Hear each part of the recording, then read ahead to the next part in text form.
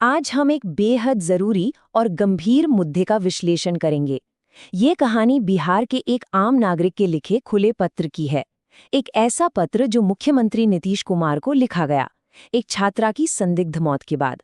यह सिर्फ एक घटना का ब्यौरा नहीं है, बल्कि सिस्टम पर उठते सवालों और न्याय के लिए लगाई गई एक बुलंद आवाज है। पत्र की पहली ही लाइन ये साफ कर देती है कि ये किसी एक लड़की की त्रासदी नहीं है। नहीं, ये बिहार के हर उस परिवार की चिंता है जो अपनी बेटियों को पढ़ने के लिए घर से बाहर भेजता है। ये पत्र इस अकेली घटना को एक बहुत बड़ी व्यवस्था से जुड़ी समस्या के तौर पर देखता है। तो चलिए पहले इस मामले की पृष्ठभूमि को समझते हैं। जगह है पटना का शंभू गर्ल्स हॉस्टल। वहां नीट परीक्षा की तैयारी कर रही एक छात्रा की मौत हो जाती है, और बस यहीं से दो बिल्कुल अलग अलग कहानियां सामने आने लगती हैं। और इन्हीं कहानियों के टकराव ने इस खुले पत्र को जन्म दिया है। अब देखिए, ये जो विरोधाभास है ये सचमुच चौंकाने वाला है। एक तरफ शुरुआती कहानी बनाकर मामले को ओवरडोज या सुसाइड बताकर रफा दफा करने की कोशिश होती है, लेकिन दूसरी तरफ पोस्टमार्टम रिपोर्ट आती है जो सीधे सीधे यौन हिंसा की आशंका की तरफ इशारा करती है। ये सिर्फ दो अलग अलग बातें नहीं हैं, ये सच्चाई और उसे छिपाने की कोशिश के बीच की सीधी टक्कर है। और यहीं से सिस्टम पर पहला और सबसे बड़ा सवाल खड़ा होता है। ये पत्र सिर्फ भावुक अपील नहीं करता, बल्कि तर्क के साथ सीधे 6 तीखे सवाल पूछता है। और लेखक के मुताबिक ये सवाल हमारी व्यवस्था की उन खामियों को उजागर करते हैं जिनकी वजह से जनता का भरोसा टूट रहा है। पहला सवाल सीधा जांच की नीयत पर हमला है। पूछा ये जा रहा है कि अगर मामला इतना संगीन था तो शुरू में ही इसे सुसाइड की कहानी बताकर गुमराह करने की कोशिश आखिर की किसने, किसके दबाव में की, और इसका असली मकसद क्या था। इस पत्र का तर्क बिल्कुल साफ है कि एक झूठी मेडिकल रिपोर्ट देना सिर्फ लापरवाही नहीं, बल्कि सबूतों के साथ छेड़छाड़ है, और ये एक गंभीर अपराध है। तो सवाल उठता है कि अगर ऐसा हुआ है तो उस डॉक्टर और अस्पताल पर अब तक कार्रवाई क्यों नहीं हुई। अच्छा, सरकार ने जांच के लिए एसआईटी यानी एक स्पेशल इन्वेस्टिगेशन टीम तो बना दी, लेकिन पत्र बताता है कि आम जनता को इस टीम पर, इस जांच पर कोई भरोसा ही नहीं है। लोगों के मन में ये धारणा बैठ गई है कि एसआईटी का गठन सिर्फ मामले को ठंडा करने और वक्त बर्बाद करने की एक चाल है। ये एक लाइन लोगों के अविश्वास की गहराई को दिखाती है। ये बताती है कि सरकारी जांच प्रक्रियाओं में जनता का भरोसा किस हद तक टूट चुका है, जैसा कि इस पत्र में दावा किया गया है। पत्र में एक और बहुत बड़ी गड़बड़ी की तरफ इशारा किया गया है।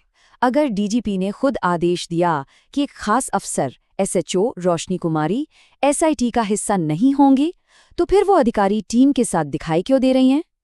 क्या सिस्टम में आधिकारिक आदेशों से भी ज्यादा ताकतवर किसी के निजी संबंध हैं? पत्र एक बहुत जरूरी बात उठाता है कि कुछ गिरफ्तारियां कर लेना ही न्याय नहीं होता। असली न्याय तो तब होगा जब इस अपराध के पीछे जो पूरा नेटवर्क काम कर रहा है उसका पर्दाफाश हो।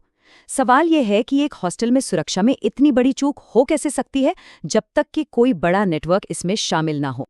ये 6 सवाल सिर्फ जानकारी नहीं मांग रहे हैं, ये सिस्टम की आत्मा पर सवाल उठा रहे हैं, ये पारदर्शिता, ये जवाबदेही की मांग कर रहे हैं। और जब इन सवालों का कोई जवाब नहीं मिलता तो ये सब मिलकर उस एक सबसे सीधे और चुभने वाले सवाल को जन्म देते हैं। ये एक वाक्य उस पूरी हताशा और गुस्से को समेट लेता है जो लोग महसूस कर रहे हैं।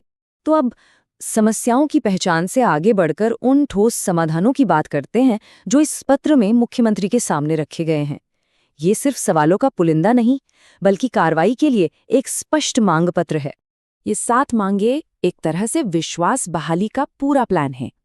पहली मांग, फौरन सीबीआई जांच की घोषणा की जाए। दूसरी, मौजूदा एसआईटी को हर 48 घंटे में पब्लिक में प्रोग्रेस रिपोर्ट देने का आदेश हो। तीसरी, गलत रिपोर्ट देने वाले मेडिकल स्टाफ पर क्रिमिनल केस चले। चौथी, एसएचओ रोशनी कुमारी की भूमिका की एक स्वतंत्र जांच हो। पांचवी, सीसीटीवी फुटेज जैसे सारे सबूत सार्वजनिक किए जाएं। छठी, परिवार को पूरी सुरक्षा मिले। और सातवीं, दोषियों को फास्ट ट्रैक कोर्ट में सजा हो। हर मांग का एक ही मकसद है, पारदर्शी जांच और जल्द से जल्द न्याय। आखिर में ये पत्र इस पूरे मामले को सरकार की साख की परीक्षा के तौर पर पेश करता है। ये सिर्फ एक केस नहीं है, ये एक लिटमस टेस्ट है। कि क्या सरकार सच में कानून के राज और अपने नागरिकों की सुरक्षा के लिए प्रतिबद्ध है या नहीं। मतलब अब सरकार के सामने सिर्फ दो ही रास्ते हैं, या तो न्याय देकर अपने सुशासन के वादे को साबित करें, या फिर कुछ न करके जनता के उस डर को सच साबित कर दें कि ये सब सिस्टम का सौदा है। चुनाव अब सरकार को ही करना है। और ये है पत्र की अंतिम और शायद सबसे शक्तिशाली चेतावनी, जो सीधे मुख्यमंत्री की विरासत को चुनौती देती है। ये कहती है कि इस मामले पर की गई कार्रवाई या फिर चुप्पी, यही इतिहास में उनकी जगह तय करेगी। ये विश्लेषण हमें एक बहुत बड़े सवाल पर लाकर खड़ा कर देता है।